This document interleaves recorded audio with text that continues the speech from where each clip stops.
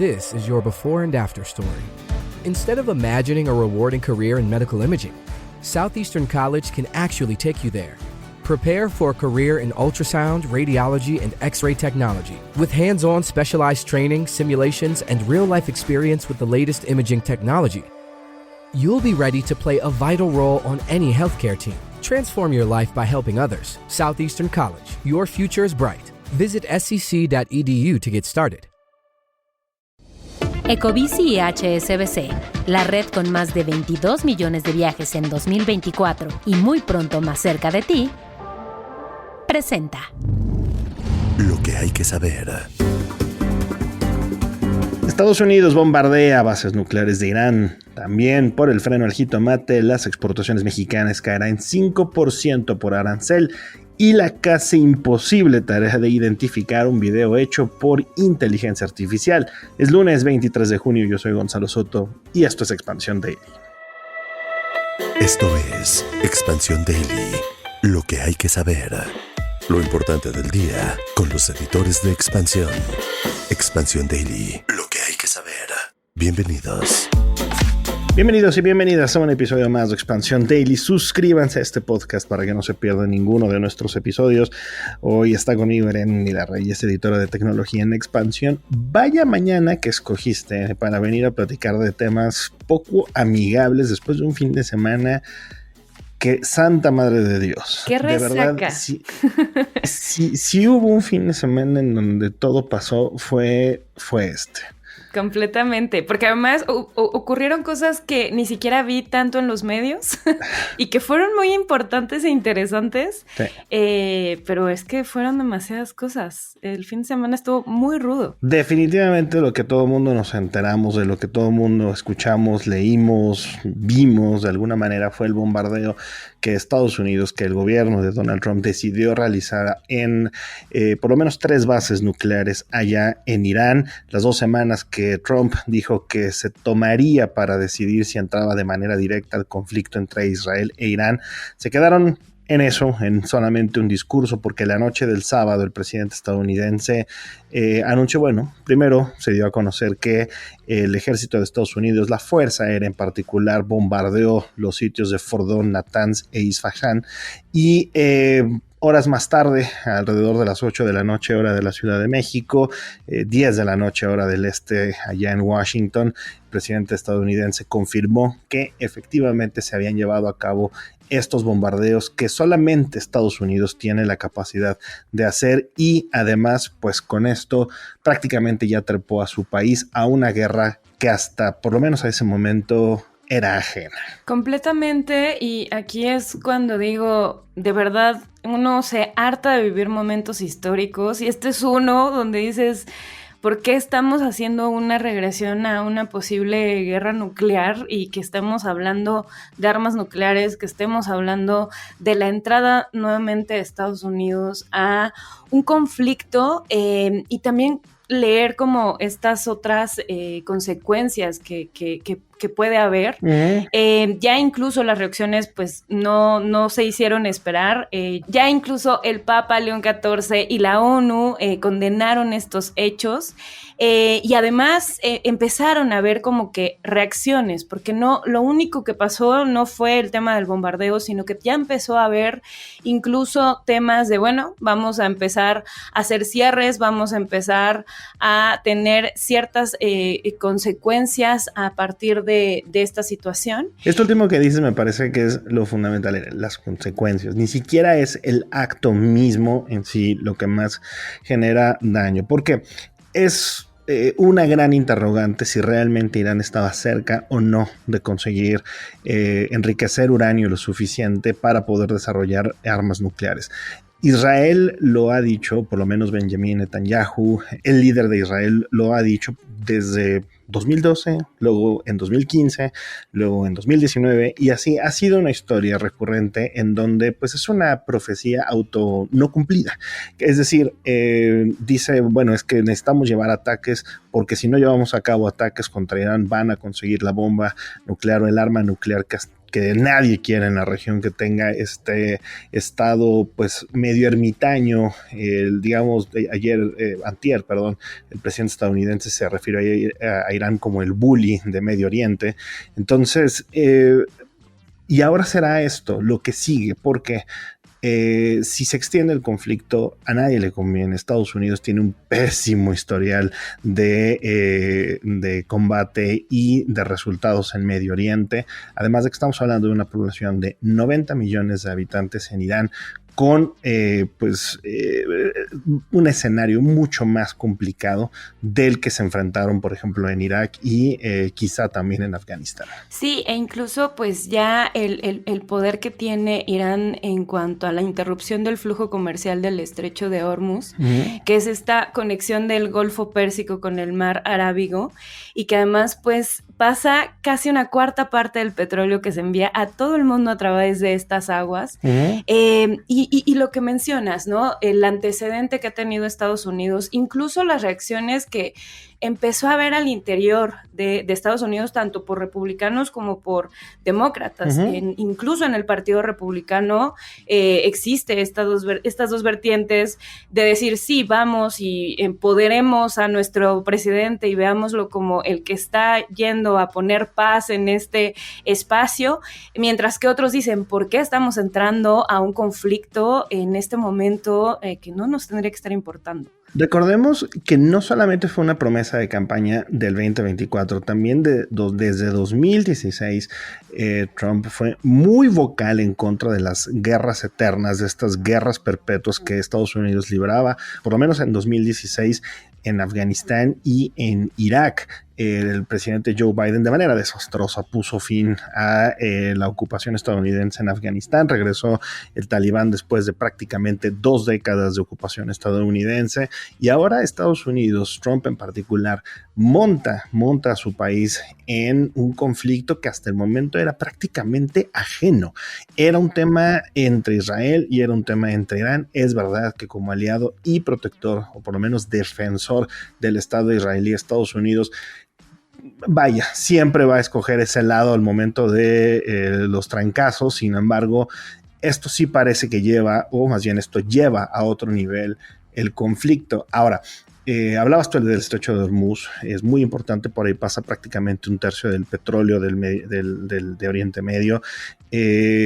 También llama la atención que Irán esté comenzando a realizar operativos de cierre en el estrecho de Hormuz, cuando el principal afectado será China, uno de sus socios más grandes y quien prácticamente consume todo el petróleo que produce Irán.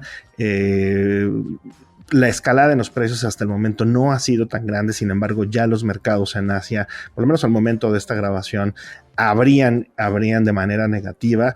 Se espera, hay algunos que piensan que el conflicto en realidad no se extenderá demasiado. Sin embargo, un estrecho de Hormuz cerrado, un conflicto prolongado más allá de unas cuantas semanas, nos va a mandar a todos a una recesión a nivel global. Sí, exacto. La parte económica ya empieza a poner nerviosa a todos los inversionistas, ya incluso las operaciones empiezan a sentirse pues con este nerviosismo. Y lo que mencionabas, los precios del barril de crudo, tanto en Nueva York como en Londres, hasta este momento ya superan los $76. Y bueno, también pueden obviamente subir más. ¿Y eso qué significa? Pues que evidentemente todo va a subir y que vamos a tener una economía global de por sí que está afectada y golpeada, todavía más colapsada. Inflación, desde luego, que ya lo platicamos la semana pasada, por lo menos en nuestro país se salió del rango esperado por Banco de México, menor actividad económica y sobre todo mayor incertidumbre. Lo que más da miedo, pues sí, en este momento es que esta amenaza casi perpetua de Donald Trump de decir conmigo no se va a saber lo que va a suceder, pues efectivamente, que nadie le ponga Rambo 4 esta noche en su tele al señor Trump, porque mañana amanece todavía más pero mucho más violento. Y bueno, ya saben que vamos a darle seguimiento a este tema, sabemos que es importante, de interés para ustedes, así es que no se pierdan nada de la cobertura y explicaciones que tendremos en expansión.mx y también en todos los productos que tenemos alrededor de nuestras plataformas. Y bueno, cambiando de tema, el jitomate mexicano sostiene regiones enteras, mueve exportaciones millonarias, pero a partir del 14 de julio cruzará la frontera con muchos más obstáculos porque el Departamento de Comercio de Estados Unidos le impondrá un arancel antidumping. Esto es un impuesto en contra de la saturación de mercado allá al norte de la frontera de más de 20%. Sí, y esto, bueno, pues ¿en qué se va a traducir? Según cálculos del Departamento de Agricultura de Estados Unidos, la medida va a provocar una caída del 5% en las exportaciones mexicanas. Esto significa, pues, un golpe directo, además, a estados como Sinaloa, Jalisco, que pues son exportadores o de los principales exportadores, ya que más del 90% de las exportaciones de México tienen como destino Estados Unidos. Entonces mucho del jitomate que se produce en estas entidades pues se va a ver golpeada, y no solamente a escala de México, ¿no? O sea, vienen también otros temas en paralelo. México tiene el jitomate entre sus 5 productos agroalimentarios de mayor valor de exportación, genera unos ingresos cercanos a 3,200 millones de dólares, y bueno, el nuevo arancel traza una línea peligrosa porque claro, afecta a exportadores, pero también frena decisiones de siembra, detiene inversiones aquí en nuestro país, añade incertidumbre a zonas que ya enfrentan riesgos climáticos. Pero te puedo dar una teoría, Joe. A ver. Siento que este arancel no va a ocurrir. Por una razón. No va a suceder. ¿Por qué? O no será tan dramático. Por una razón. La cantidad de migrantes que han faltado a sus trabajos en granjas y centros de producción de jitomate allá en Estados Unidos. Es decir, las famosísimas redadas antimigrantes de ICE le van a terminar beneficiando a los productores de México, porque si no, se va a generar un desabasto y por lo tanto un incremento en el precio de este producto allá al norte de la frontera. Pero ese es mi pensar. Que de por sí se espera, o sea, en caso de que entren estas medidas, se espera que haya un aumento para el público americano del 11%, obviamente porque pues muchos consumen este producto. Si no lo tienes y que además es de muy alta calidad, lo que también es cierto es que en México el tema de crear infraestructura, o sea, esta parte agrotech ha crecido bastante en algunos estados, en algunas de estas entidades como Sinaloa o como Jalisco, y de hecho 7 de cada 10 jitomates crecen bajo techo, y esta calidad y esta medición que tienen en el producto no es tan sencilla de replicar y de hacer, y lo que mencionabas, o sea, al final hay mucha infraestructura allá, pero necesitas mano de obra, y pues si aquí va a haber mano de obra, pues se necesita exportar y se necesita ese alimento y se va a necesitar allá. Totalmente. Y bueno, vamos al siguiente tema porque se ha vuelto, por lo menos para mí, se ha vuelto una tarea cada vez más complicada poder identificar un video realizado con inteligencia artificial, una fotografía realizada con inteligencia artificial. No nos hagamos, cada vez es más frecuente que caigamos en este tipo de videos que de pronto decimos, caray, ¿realmente sucedió esto? ¿Es verdad que ese canguro tiene un boleto de avión en sus manos y quiere abordar e ir a algún destino? ¿O es verdad que estamos observando esta ola gigantesca que se devora autos enteros y de pronto, pues nada aparece cuando la ola se retira? Bueno, pues de eso nos contaste hace unos cuantos días, pero ¿qué podemos hacer al respecto? Pues todavía tenemos algunos mecanismos para poder evaluar si un video fue generado o no por inteligencia artificial.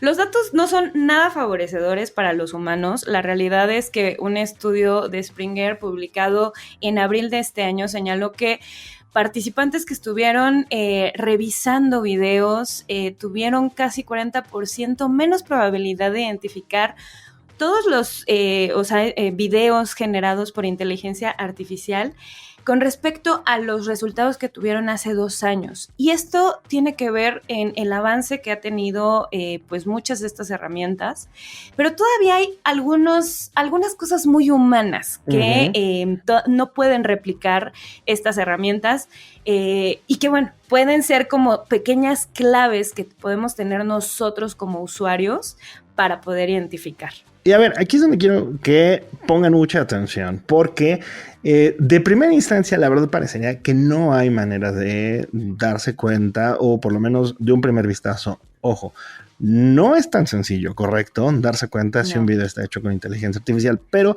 a ver, ¿por qué no nos platicas cuáles son algunas cosas, estos guiños que podemos ver en un video para identificar de qué se trata? Creo que lo primero que tienen que hacer es pausar, ahora sí que fotograma, o sea, ir pausando el video poco a poco para revisarlo bien, si es que tienen una duda. Esto hace que empiecen a verse errores tal vez muy básicos que en un video de un humano o en un video que es real normal no sucede. Okay. ¿Esto qué significa? Por ejemplo, la sincronización de los labios, la sincronización incluso del parpadeo, o sea, parpadeamos de manera que no nos damos cuenta. Si de repente el parpadeo no se ve natural, es una señal de que es muy posible que ese video no sea falso. Bueno, habemos unos que parpadeamos mucho y raro. ¿Sí? ¿Tú te consideras una persona que parpadeas mucho y raro? Sí, y se me sacan los ojos, sobre todo porque llevo ya un buen rato sin lentes, que debería tenerlos, pero, digamos, es una señal. Pero es una señal, y además otra cosa que todavía le cuesta mucho trabajo a la inteligencia artificial replicar es la concordancia en ciertas facciones o rasgos que podemos tener en el cuello, en la mano, en los hombros. Okay. Estos movimientos como que involuntarios que hacemos todo el tiempo, todavía no los puede replicar, todavía son como guiños que tienen estos errores. E incluso cosas todavía incluso más básicas. El tema de ver qué tanto se puede entender en una conversación. Mencionabas el tema del canguro, que fue un video muy, muy viral. Y una de las primeras cosas es, bueno, ¿en qué idioma están hablando? Están hablando en inglés australiano, pero no se entiende, o sea, no se entiende ni una palabra. Una cosa es que el acento australiano sea prácticamente ininteligible, pero la otra es que de plano no tenga sentido absolutamente nada de lo que está ocurriendo en la conversación. También en preparación para este tema estuve revisando otro tipo de cosas y, por ejemplo, hay algunos videos, sobre todo los que tienen que ver con agua, en donde la sincronía, por ejemplo, de la marea no va de acuerdo con el resto del video. También ocurre mucho la desaparición, por ejemplo, de sombras, como decías, también de manos, extremidades que de pronto aparecen y desaparecen de acuerdo con el video. Vi uno de una señora que está cocinando y de pronto pone la mano a un lado de la jarra y después esa mano, o sea, se quedan como los dedos ahí fijos, no sé. También en el fondo, como decías, y personas, ¿no? Que de repente van caminando y ¡pum!, desaparecen de la nada. O este video que yo les decía de la ola que parece que consume varios autos. Si uno se fija con cuidado, las personas que van caminando alrededor de estos vehículos de pronto desaparecen antes de que incluso llegue la ola. Entonces, sí son estos detalles, pero a ver, herramientas. ¿Qué herramientas podemos utilizar? Sí, ya si de plano no estás identificando, no estás completamente seguro de si es o no es un video hecho con inteligencia artificial, lo que puedes hacer es una búsqueda inversa. ¿Esto qué significa? Puedes tomar una captura de pantalla, buscarla directamente en Google Image y allí te van a desplegar como que algunas versiones originales, rastrear la fuente desde donde proviene, y si no tiene como que estas características, es muy posible que sea una imagen, un video que haya sido hecho por una inteligencia artificial. Otra cosa, yo sé que este es un tema súper técnico y es el tema de los metadatos. No es tan fácil leer metadatos porque incluso la gente... No es nada fácil leer metadatos, ¿eh? No sabe lo que es el metadato o cómo encontrarlo. Primero, para esto es más difícil porque necesitas como tal el archivo. Okay. Entonces, en el archivo tú entras y puedes buscar en la información y esa información son los metadatos que viene de una imagen. Eso es básicamente el metadato. Ahí te puede decir a qué hora se tomó la foto, desde dónde se tomó, incluso con qué dispositivo, etcétera. Pero para llegar a ese punto, primero tienes que tener el archivo, lo que no es fácil de conseguir, y llegar hasta ese punto, que mucha gente no llega tampoco. Me encanta porque esta última parte definitivamente es para ingenieros. Entonces, pero, muy importante porque ahí tienen, ojo, otro punto. Y también hay aplicaciones y plataformas. De hecho, hay algunas plataformas. La misma plataforma de Google, que es Sign ID, tiene como incluso la verificación. Y Deepware Scanner tiene también como una aplicación pues que es bastante útil y que te dice, este video fue generado por mi inteligencia artificial. Entonces, bueno, creo que es importante ver esta parte. Y además les hicimos un video en donde dejamos ejemplos de deepfakes que la verdad vale mucho la pena observar, sobre todo porque son estos videos que se viralizaron, que seguramente vieron en redes sociales, y ahí explicamos paso a paso cómo podemos identificar. Lo pueden ver en el canal de YouTube de Expansión, y obviamente vamos a dejar la liga en la descripción de este episodio para que si todavía no saben bien cómo identificar estas señales, ahí se los explicamos ahora sí que con bolitos y palitos. Sí, la verdad no se lo pierdan porque está muy, muy interesante y sobre todo muy claro todo esto que acabamos de platicar. Ahí también lo van a poder encontrar. Ahora, no se sientan mal si de plano son como yo y necesitan poner mucha más que atención para poder identificar un video. Ojo, si no saben si es verdad, si es inteligencia artificial, no lo compartan tampoco, porque también así es como se esparce la desinformación. Y bueno, ya saben que leemos siempre sus comentarios en todas nuestras plataformas, como el de Alexander que nos escribió, o me lo escribió a mí porque claramente dice: Gonzalo, cada vez que habla del fracaso del news sharing se le escucha un ligero "se los dije" en su voz. Un poquito. ¿Sí se escucha eso? ¿Sí? Bueno, déjame pararme de cuello de pronto. No, muchas gracias, mi querido Alexander, por habernos escrito. La verdad es que pues con mucho gusto vamos a tratar también, por cierto, de ser más claros y más explicativos, sobre todo en este tema de Irán, por ejemplo, de lo que vienen, las consecuencias de este conflicto. Sin lugar a dudas, creo que debemos ser pues más que alarmistas, muy claros sobre qué es lo que ocurre, y sobre todo para que ustedes tengan muy bien visualizado lo que podría ocurrir en las próximas semanas. Al inicio mencionabas, ¿no? Un fin de semana muy consecuente, decía Lenin, o se le atribuye a Lenin una gran frase que espero no sea el caso. Decía: hay décadas en las que no sucede nada y hay semanas en las que suceden décadas. Esperemos que no sea esta una de esas semanas, porque además tenemos Summit ESG el próximo martes, pero ya platicaremos de eso mañana. Por ahora vámonos ya con la última nota del día, porque del agave al garage, una nota muy interesante de un emprendedor que quiere sacar petróleo del último rincón de la casa. Aunque a veces parezca, no todo está perdido.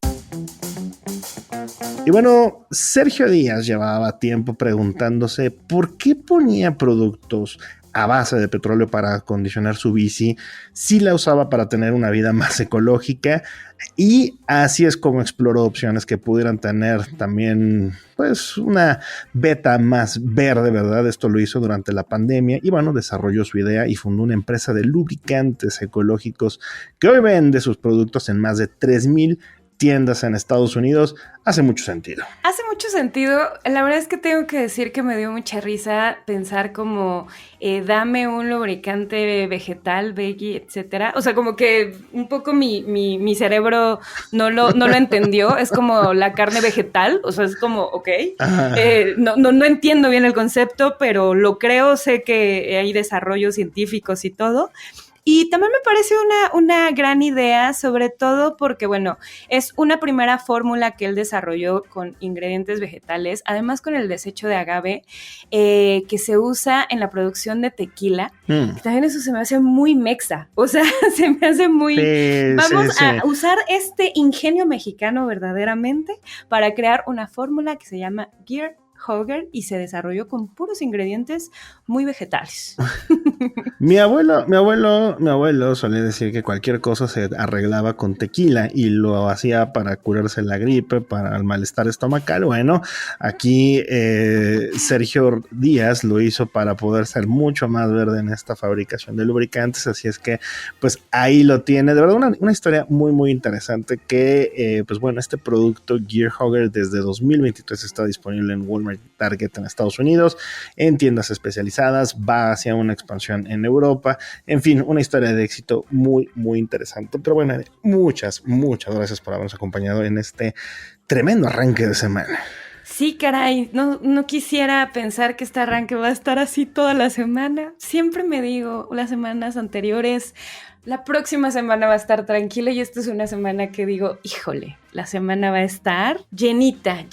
Mira, esperemos que mucha información más bien positiva, pero de que va a haber información, va a haber información. Y aquí la vamos a tener. Muchas gracias por habernos acompañado. Y bueno, antes de partir vamos con la información deportiva, porque por la tarde ayer el Pachuca no pudo contra un Real Madrid que se quedó con 10 jugadores desde el minuto 7, 8 por ahí. Perdió 3-1, prácticamente fuera ya de la Copa Mundial de Clubes. Después el Oklahoma Thunder, por primera vez en la historia, se hizo con el campeonato de la NBA, alzó el trofeo Larry O'Brien tras imponerse en 7 juegos a los Pacers de Indiana. Y finalmente, para todas las personas que tenían insomnio, México contra Costa Rica, 0-0, por ahí hubo un gol en pues casi tiempo de compensación, un golazo, por cierto, del Chaquito Jiménez, quien remató en un rebote una tijera maravillosa, sin embargo estaba en posición adelantada.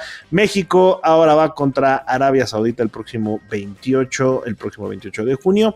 Y bueno, ya saben que toda la información sobre estos y otros temas están disponibles en expansión.mx y también en sportsillustrated.mx, y leemos sus comentarios en las redes sociales de Expansión, todas, @expansiónmx. Nos escuchamos mañana. Expansión Daily. Escucha un nuevo episodio lunes a viernes a partir de las 6 de la mañana.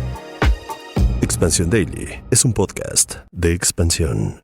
Este episodio llega a ti gracias a rss.com, el podcasting hecho simple. Ecobici y HSBC, la red con más de 22 millones de viajes en 2024 y muy pronto más cerca de ti, presentó.